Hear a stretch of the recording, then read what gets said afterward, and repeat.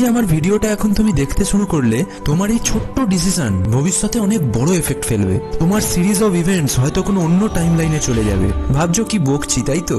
এটাই হলো butterfly effect.